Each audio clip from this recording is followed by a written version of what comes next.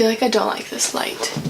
But then it's a little too dark. Well, I'll keep it on, but I don't like the yellow. Oh well.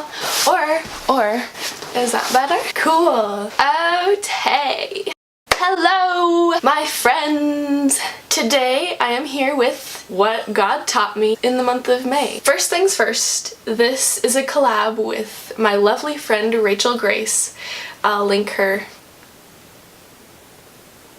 Yeah. So go check her out because she's amazing, and she's like Kristen Johns, so she's automatically 100% cooler anyways. And we're both gonna be doing faith-based, kind of what God has taught us videos, so go check her out because she's awesome. I am going to apologize beforehand if this is kind of rambly, because I don't really have any notes or guidelines or a structure of how I'm going to talk about this, so I'm just gonna say what comes to my mind, and you guys get the wonderful job of picking it all apart and sorting it out for yourselves. I'll try and keep it as short as I can, and I want to try and edit this as little as possible, so I'm sorry if there's not as many jump cuts as I usually put in a video, just because it's a lot of work.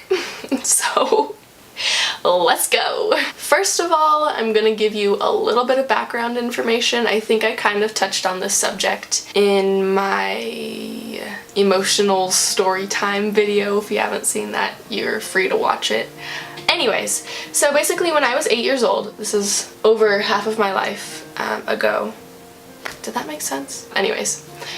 When I was 8 years old, I was diagnosed with celiac disease, and basically that means I can't eat gluten, but it's a legitimate disease, so I'm not just gluten intolerant, I legitimately can't eat gluten because it harms my body a lot, and I get very sick. So, anyways, it came with it. With it came health issues, and my mood changed drastically. Like, people who knew me really well basically describe it as I became a shell of my former self. I went from the most popular girl in the classroom, the leader of the classroom who everybody knew, to the girl who cried in the coat closet during recess. And this lasted for a decent amount of years. I ended up doing some natural health stuff along with counseling for a couple years, until I was about 13, I think, which helped a lot. This is a side note, but if any of you are thinking that you need help and you're scared to go to a counselor, please do not be scared. They're the most amazing things, and they can help you so well. So please do not hesitate to go to a counselor if you need it, or even if you want to, because they're gifts from the Lord. So anyways, that was kind of where I was at when this little story kind of begins. But basically, in a certain area of my life, a place that I have been going to my whole life and taking classes at, kind of like in every other area of my life, by now I have kind of come out of that shell and I'm back to who I was before. I'm back to that bubbly girl that you see on camera, the crazy one who dances around her room doing random stuff. Like, that's who I am now. But in this one place that I go to, I kind of never really came out of that shell of myself. I was still that really shy, quiet girl who just watched everything around me, you know, wide-eyed, and could blend into the background like nobody else could. So in this place, still kind of to this day, I'm a very shy person. And it's weird because I've known these people my whole life. But basically, over the past year, I have really started to feel like I do not belong here anymore. I'm gonna be leaving this place after this year, so in a couple months I'm not gonna be going back. I really have just started to feel like I do not belong here, and the people do not accept me. They don't care who I was. They don't care who I am.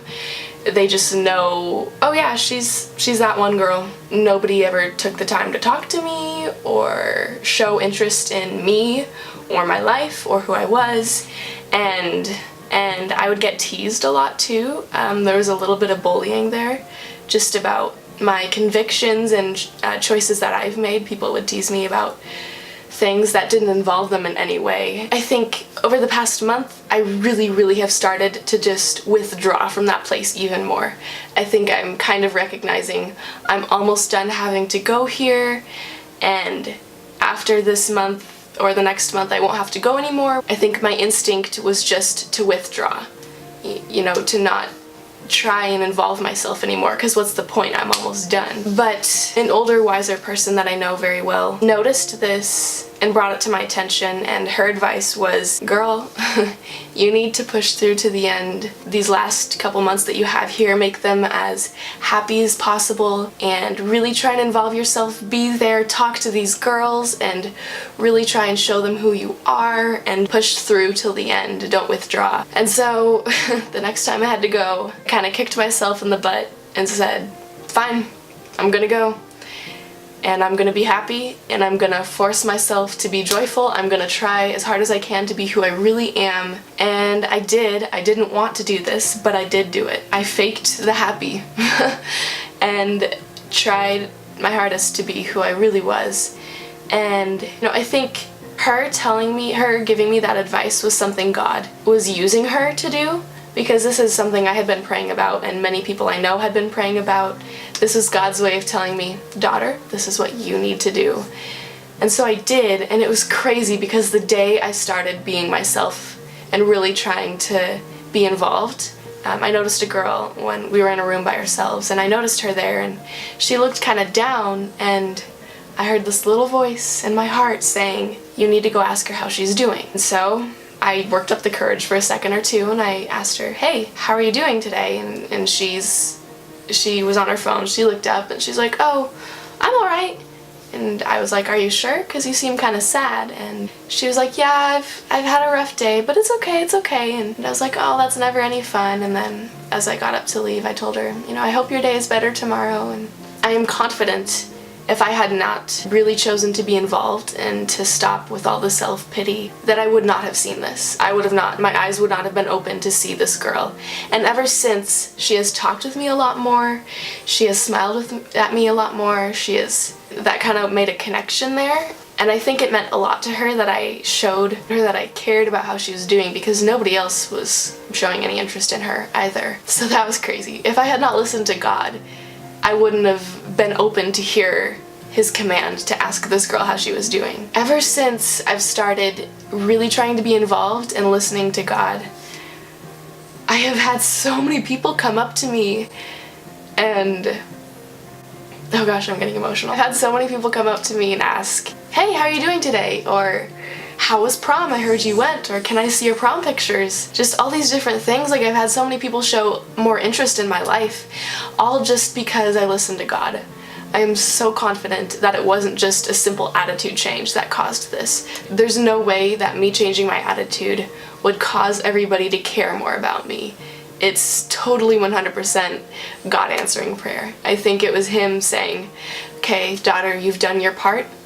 Now I'm gonna do mine, and I'm gonna work in their hearts. And it is so crazy to see how much my experience with this place has changed. Like, I enjoy going there again, and I am excited to go, and I love it, and I'm really gonna have good memories from these last few months, which is just crazy to me because it's really kind of miraculous.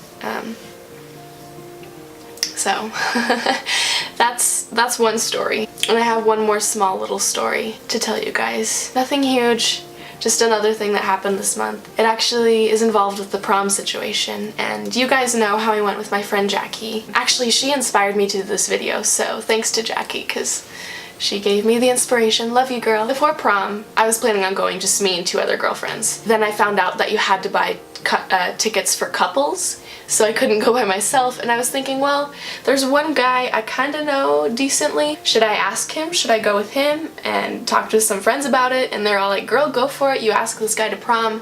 And so I was going to. And then I talked with my parents about it. Their reaction was a lot less enthusiastic than my friends. Their opinion was that I should not ask this guy. First of all, because I don't know him that well. Also, just because emotionally, I've been really kind of all over the place with transitioning out of high school and graduating and stuff, and they're like, I don't know, asking this guy to prom, this might just cause you more emotional turmoil than is necessary. They just thought it wasn't a good idea. After that conversation, you know, I had my heart set on going with this guy. I was excited to, but they kind of rained on my parade a little bit there, and I was like, fine, I don't know if I want to listen to you guys or not, and went up to my room, opened a tiny little devotional book that I have, just out of nowhere, just decided to open it, and I opened it to a page that was talking about that one verse, daughters, do not awaken love before it pleases. The little caption was about just focusing on friends instead of love interests, and investing in your friends more than guys, because those are going to be what last you throughout your whole life. And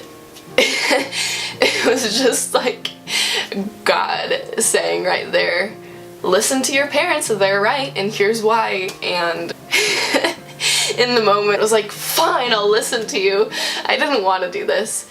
I did not want to do this, but you know, I texted my friend Jackie, said, hey, do you want to go to prom with me? And she was overjoyed to go with me. She was so excited. We had a blast and made some fun memories, and you know, if I hadn't listened, I wouldn't have made those memories with her. I come to find out later that her coming to prom with me was kind of something that she really needed in the moment, something that helped her a lot too. If I hadn't listened to God, and if God hadn't spoken to me in that way, I wouldn't have done that.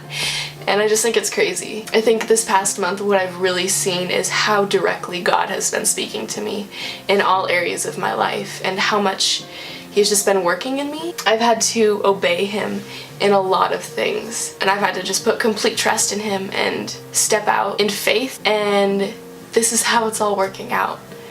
It's been really eye-opening to see, and I think I've been learning how important it is to keep an open heart to His instruction and to listen to what He has to say, because if I hadn't kept an open heart, I wouldn't have asked that girl how she was doing. I wouldn't have invited my friend to prom. I wouldn't have been able to help these people. And it's so important for me to set aside my own feelings, my own wants, my own desires, to set those aside for what God wants, because His plan is just so much better than what I could ever do. It's just so much better. And coming out on the other side of it now, it is so crazy to see how He orchestrated it all. Gosh, it makes me tear up because it's so crazy.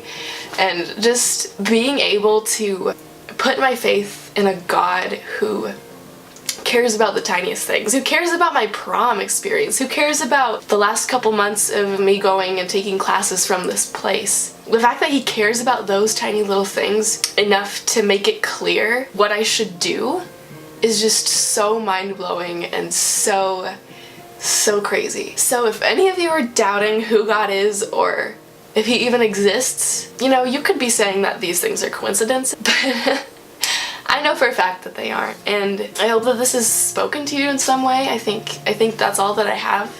That's my whole story, or two stories, I guess. I don't really have much else to say, but yeah, the month of May has been a pretty crazy month for me, in both good and bad ways, but I'm learning a lot, I'm growing a lot. In this next chapter of my life, I can't wait to see what God has in store. So yeah, I think that's all I have for today. I hope you were able to follow along, and I hope you all enjoyed this. Have a good day, everybody. I love you, God loves you, and goodbye.